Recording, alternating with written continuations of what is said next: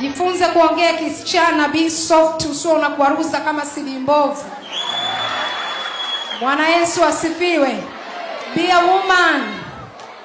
Haleluya. Jibu watu vizuri, ndio mzunguko wa wawaji upo humo. Sio unaongeleshwa unaanza kubeua kama umepaliwa. Bwana Yesu asifiwe. Ukiambiwa nakupenda, jibu kwa hekima kama uko tayari. Tena kwa moyo wa shukrani, sio dhambi ya kumtangaza mtu. Bwana Yesu asifiwe. Ni neema umeonekana dada. Jifunze kuwa na haiba ya kike, kifua. Haleluya. Unakuta ni mtumishi wa Mungu anamtumikia Mungu popote hajaoa. Amekuona. Anakuja anakuambia, "Hivi mmemwona yule kaka?" Hatuendi hivyo, umeonekana, mtukuze Mungu. Unaona hivi vigezo na masharti kwa hekima, mjibu.